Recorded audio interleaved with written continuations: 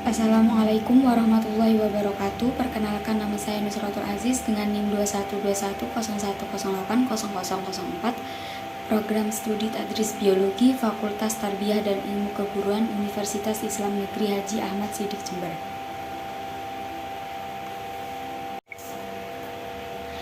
Baik, di sini saya akan mempresentasikan tentang pembagian hadis berdasarkan kualitas sanad dan matan hadis untuk memenuhi tugas kuliah studi hadis dan hadis tarbawi oleh dosen pengampu Bapak Bahrul Munib, SHI, MPDI. Pembagian hadis berdasarkan kualitas sanad dan matan hadis. Hadis adalah salah satu sumber utama dalam ajaran umat Islam setelah Al-Quran. Melihat posisi hadis yang signifikan dalam ajaran Islam, pada awalnya Rasulullah melarang sahabat untuk menulis hadis karena akan dikhawatirkan akan bercampur baur dengan Al-Quran. Dan pada akhirnya perintah menuliskan hadis pertama kali oleh Khalifah Umar bin Abdul Aziz. Dan juga ulama yang pertama kali mengumpulkan hadis yaitu Ar-Rabi bin Sobri dan Sa'id bin Abi Robah. Akan tetapi pengumpulan hadis tersebut masih tidak karuan atau masih acak-acakan. Jadi masih banyak orang yang kebingungan melihat jumlah hadis yang beragam. Akan tetapi kebingungan tersebut segera berganti dengan menjadi pengetahuan setelah melihat pembagian hadis berdasarkan kualitas sanad dan matan hadis. Nah, jadi ditinjau dari segi kualitas sanad dan matannya atau berdasarkan kuat dan lemahnya hadis dibagi menjadi dua, yaitu hadis makbul dan hadis mardud. Apa yang dimaksud dengan hadis makbul? Hadis makbul yaitu hadis yang memenuhi syarat untuk diterima sebagai dalil dalam perumusan hukum. Hadis makbul ini meliputi hadis sahih dan hadis hasan. Dan yang kemudian yaitu ada juga yang disebut dengan hadis mardud.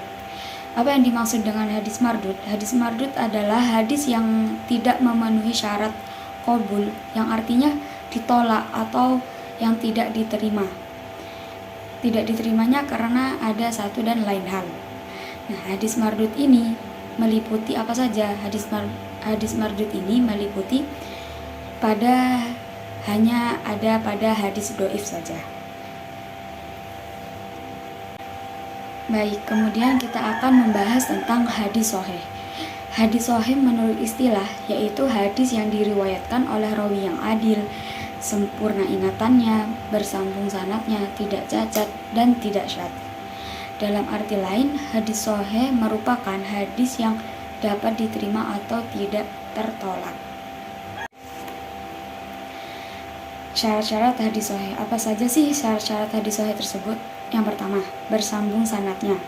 Maksud dari bersambung sanadnya ialah tiap-tiap rawi dapat saling bertemu dan menerima langsung dari guru yang memberinya dan tidak terdapat rawi yang gugur. Dan yang kedua yaitu perawinya adil. Terdapat beberapa kriteria yaitu beragama Islam, dewasa, sehat jasmani dan rohani, mukallaf, memelihara muruahnya, dan tidak mengikuti salah satu mazhab yang bertentangan dengan dasar syara. Yang ketiga, perawinya dobit. Apa yang dimaksud perawinya dobit? Maksudnya adalah kuatnya daya ingat perawi hadis yang didengar maupun menyampaikannya sebagaimana mestinya. Dobit terbagi menjadi dua, yaitu dobit syart dan dobit kitab.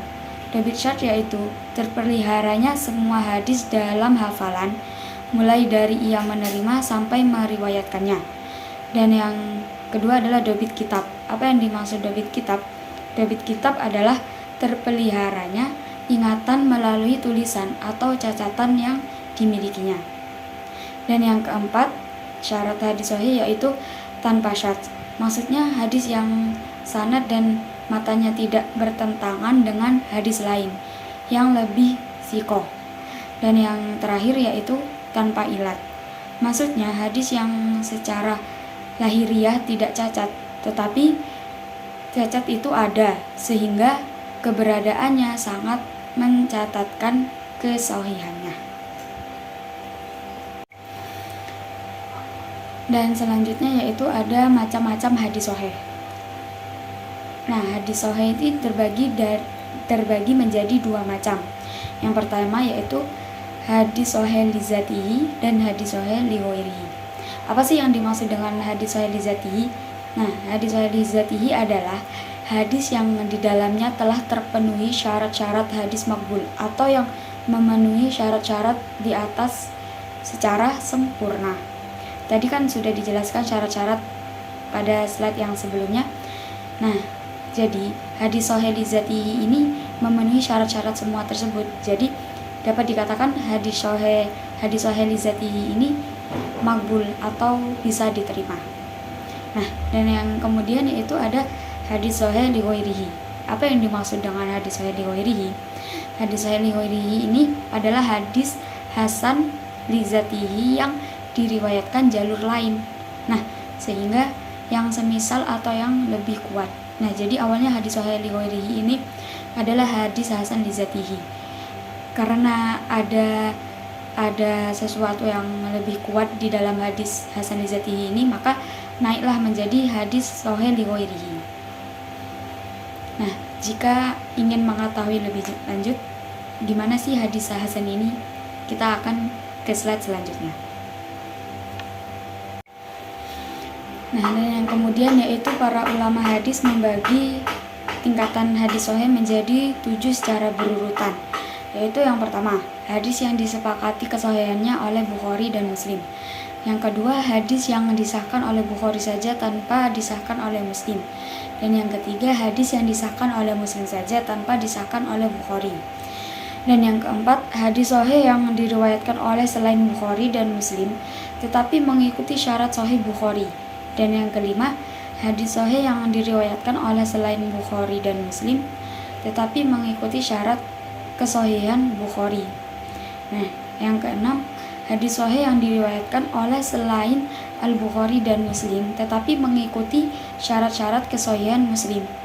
Yang ketujuh, hadis sahih yang diriwayatkan oleh ahli hadis yang terkenal tetapi tidak mengikuti syarat-syarat kesahihan Al-Bukhari dan Muslim.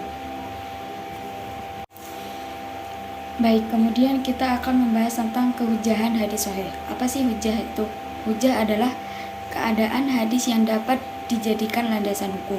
Nah, jadi kehujahan hadis sahih. Sebagian ahli usul dan ahli fiqh, para muhadisin bersepakat untuk menyatakan bahwa hadis sahih ini dapat dijadikan hujah dan wajib diamalkan. Nah, jadi hadis sahih ini dapat dijadikan landasan hukum oleh para umat Islam karena hadis sahih ini sudah hadis makbul, yaitu hadis yang syarat-syaratnya udah diterima dan bisa dijadikan landasan hukum. Begitu. Nah, sampailah kita di hadis hasan. Nah, hadis hasan ini adalah termasuk golongan dari hadis makbul, yaitu hadis yang dapat diterima. Nah, apa sih yang dimaksud hadis hasan ini? Hadis hasan menurut terminologi adalah hadis yang mutasil sanadnya, diriwayatkan oleh rawi yang adil dan dobit, tetapi kedobitannya di bawah kedobitan hadis sahih. Nah, hadis hasan ini hampir mirip dengan hadis sahih, tetapi kedobitannya ini lebih atas daripada hadis hasan. Nah, hadis hasan ini masih ada di bawah hadis sahih gitu.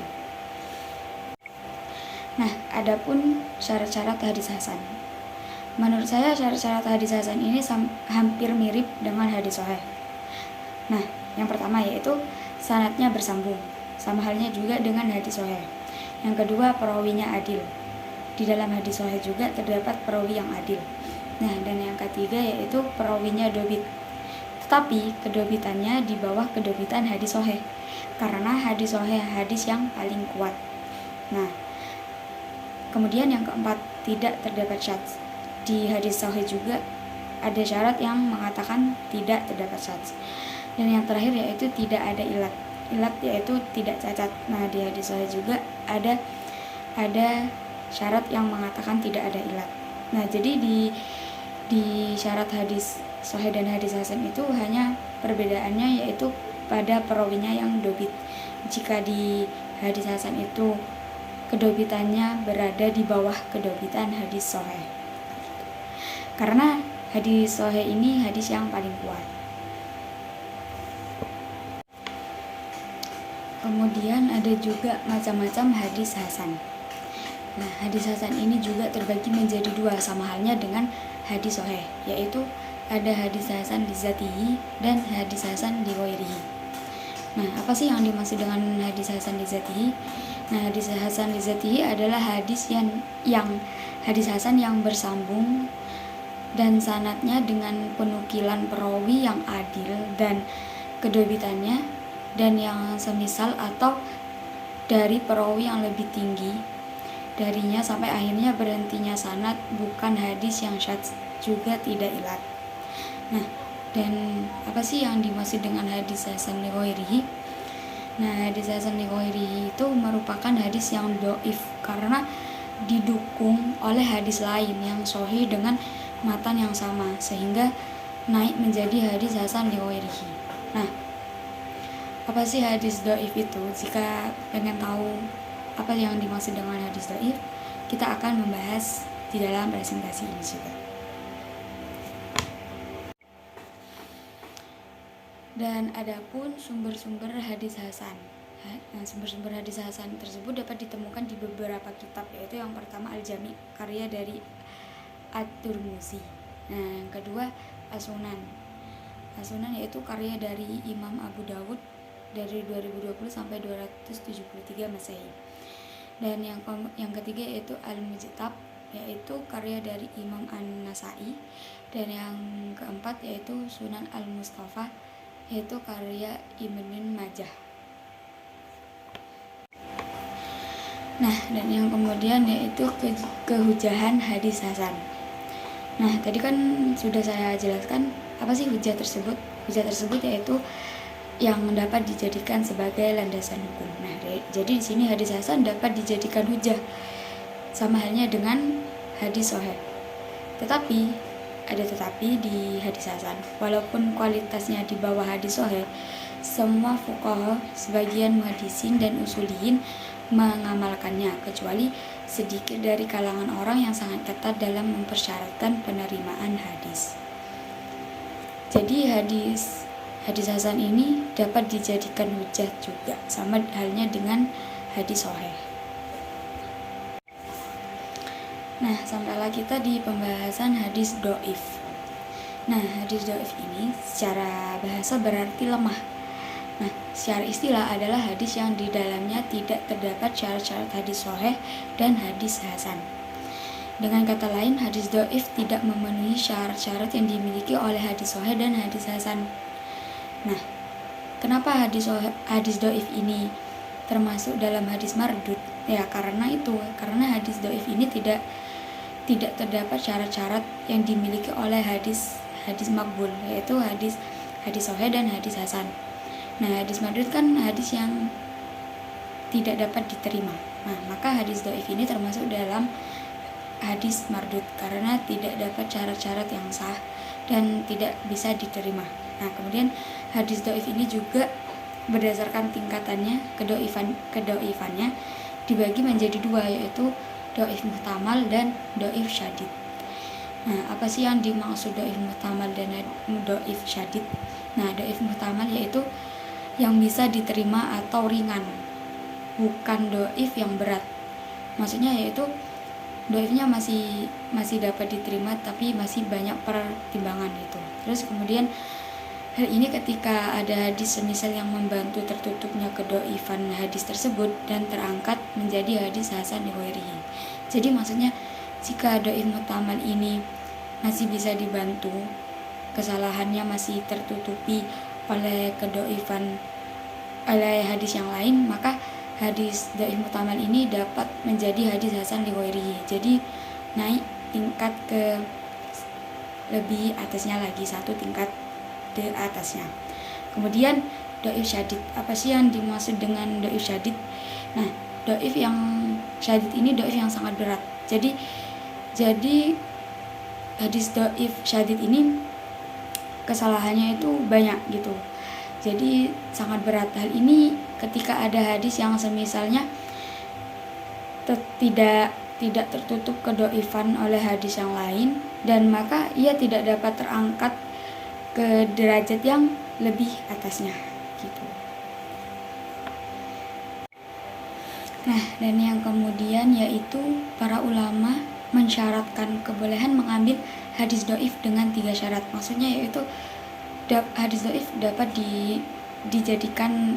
dinaikkan lagi ke hadis seperti hadis hasan li ghairihi. Nah, itu dapat 3 syarat yang diperbolehkan untuk dapat diambil menjadi dapat ditingkatkan ke derajat yang lebih atas. Nah, yang pertama yaitu kelemahan hadis itu tidak seberapa. Jadi maksudnya hadis itu seperti hadis muhtamal. Nah, hadis muhtamal itu kan kedoifannya masih ringan, nggak berat. Nah, jadi boleh diambil untuk bisa dipertimbangkan gitu. Terus kan ada juga apa yang ditunjukkan hadis itu juga ditunjukkan oleh dasar lain yang dapat dipeganggu dengan arti bahwa memegangnya tidak berlawanan dengan suatu dasar hukum yang sudah dibenarkan.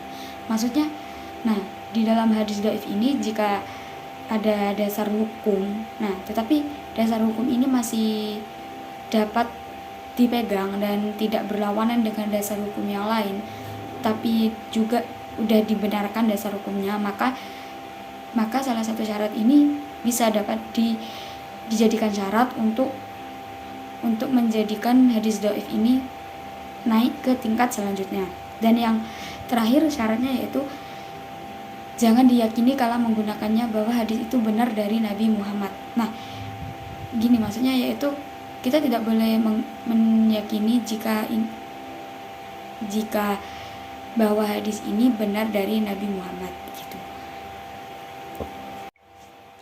Dan yang kemudian hadis dhaif dapat ditemukan pada beberapa kitab sebagai berikut, yaitu yang pertama ketiga mu'jam, yaitu At-Tabarani, Al-Awsat, As-Saghir. Dan yang kedua di kitab Al-Afrad karya Ad-Duruqutni. Di dalam hadis Al-Afrad terdapat hadis Al-Fardu Al-Mutlaq dan Al-Fardu An-Nisbi. Dan yang ketiga yaitu kumpulan karya Al-Kitab Al-Baghdadi. Nah, jadi hadis dhaif itu dapat ditemukan di kitab-kitab yang tadi saya sebutkan. Adapun di sini yaitu hadis maudhu. Nah, hadis maudhu itu hadis yang secara bahasa maudhu itu berarti menggugurkan, meninggalkan, dan memalsukan. Sedangkan secara istilah maudhu adalah sesuatu yang dinisbahkan kepada Rasulullah dengan cara mengada-ada dan dusta. Hadis ini tidak pernah beliau sabdakan, kerjakan maupun takrirkan. Jadi hadis maudhu ini hadis yang bohong, hadis yang palsu. Jadi hadis maudhu ini dibuat dipalsukan gitu. Karena Rasulullah itu beliau tidak pernah mensabdakan, beliau tidak pernah mengerjakan tentang apa yang dikatakan di dalam hadis maudhu ini. Nah, jadi hadis maudhu ini sunnah. Maksud sunnah yaitu hadis maudhu ini bisa masuk di dalam hadis mardud, karena hadis maudhu ini sama dengan halnya dengan hadis dhaif, karena tidak terdapat syarat-syarat yang seperti sanadnya bersambung, perawinya adil, dobit. Nah, itu tidak ada di dalam hadis maudhu. Sama halnya dengan hadis dhaif kan. Nah, jadi bisa dikatakan hadis maudhu ini dapat dimasukkan ke dalam hadis mardud. Jadi sama halnya dengan hadis dhaif karena tidak mempunyai syarat yang qabul begitu. Nah, jadi dapat disimpulkan hadis itu ditinjau dari kualitasnya dibagi menjadi dua, yaitu hadis maqbul dan hadis mardud.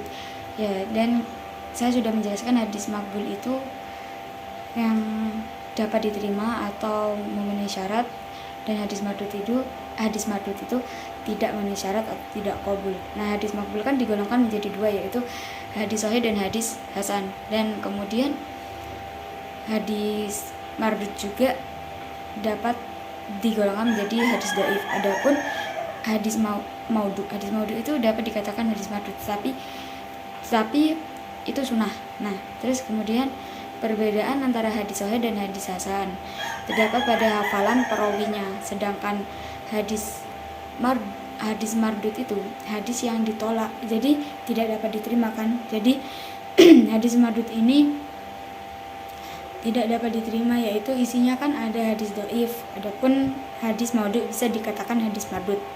Nah, jadi dalam menanggapi masalah apakah hadis sahih itu dapat dijadikan sebagai hujah dalam menetapkan hukum secara umum, maka dalam hal ini para muhaddisin sebagian ahli usul dan ahli fiqh bersepakat untuk menyatakan bahwa hadis sahih dapat dijadikan hujah dan wajib diamalkan. Tuh. Adapun kehujahan hadis hasan. Nah, para ulama bersepakat untuk mengatakan bahwa hadis hasan ini juga sama halnya dengan hadis sahih, jadi dapat dijadikan hujah itu. Jadi dapat dijadikan landasan hukum. Baik, terima kasih presentasinya sudah saya lakukan. Jika ada kritik dan saran, silahkan masukkan di dalam komentar. Baik, terima kasih atas perhatiannya. Saya pamit undur diri. Wassalamualaikum warahmatullahi wabarakatuh.